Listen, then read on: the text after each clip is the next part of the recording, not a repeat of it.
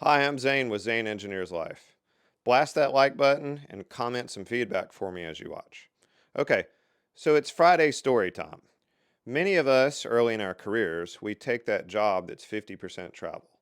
Now, what does that normally mean? Well, that's right, it means 150% travel. So, anyway, when you're in these jobs, here you are, you're out in the middle of nowhere, and here's some thoughts and ideas for helping you get through this. First, see it as an opportunity. Hey, I get to be in Sebastopol, Mississippi. Hey, I get to be in Coshada, Louisiana. Yeah, that's right. Look it up. Now, as soon as you get there, wherever there may be, check into your hotel and try to make friends with the desk clerk. Ask, hey, what's something I can't do anywhere else in the world? Or maybe a cool question like, where's the sketchiest place in town to eat? Or what are you guys famous or infamous for? I'll give you an example. Sturgis, Mississippi, at one point had the highest murder capital of any city in the entire country.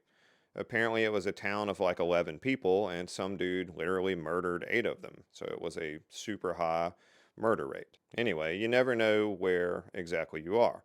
So tell anyone that you meet and anyone that you talk to while you're in this town that you're looking for the story. For example, one of the coolest drive-in movie theaters is in Jessup, Georgia. There's an amazing steakhouse in Walhalla, South Carolina. And have you ever had the ham steak in Bell, Missouri? You probably haven't, and you should. So when you're on site, you're often working long hours, and you really want to be so you can stack that overtime pay, right? And normally you're getting a per diem, so in reality, there's no reason for you not to go out.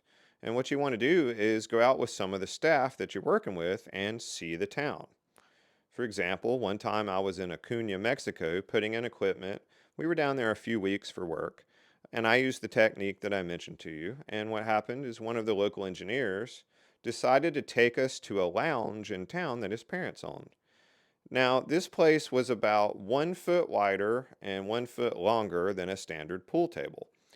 And there was a pool table in the room.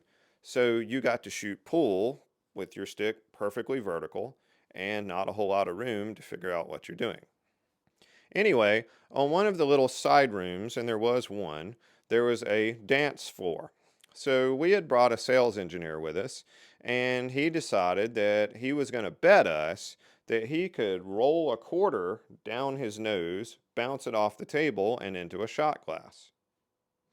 Well, of course, we took the bait immediately, and we're like, okay, dude, it's a bet. And you know what? If you lose, you've got to go dance with the local senorita over there.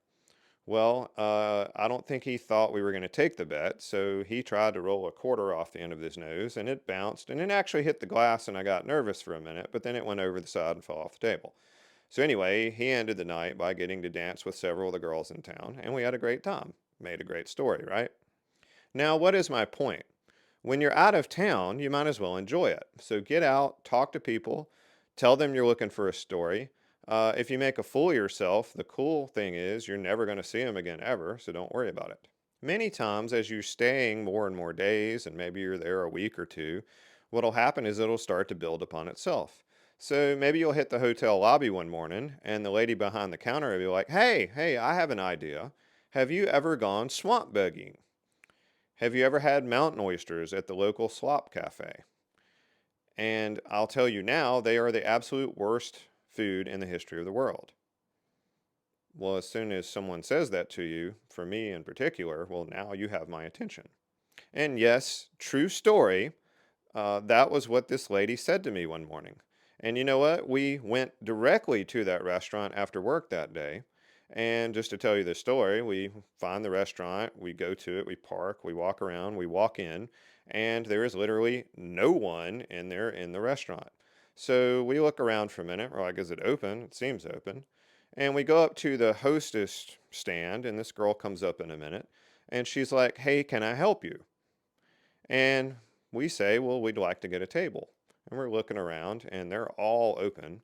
And she says, are you sure? Well, needless to say, when the hostess asks you, are you sure? You probably don't want to eat there. but of course we did. And you know what? The mountain oysters, they were not good. They were literally the worst thing I had ever eaten in my entire life. Just to help you out with a picture and a visual, they were boiled, they were tasteless, they were super sketchy, and they had a really weird texture. Absolutely disgusting. Would not do again. The cool thing is, to this day, my team of guys that I was there with and we still laugh our ass off about this. We are constantly asking each other, especially if we go eat together, are you sure? Are you sure you want to eat here? Well, anyway, that's a good story, right? Okay, so back to your 150% travel job. You're out of town, you're working too much, your team is exhausted. Here's another idea.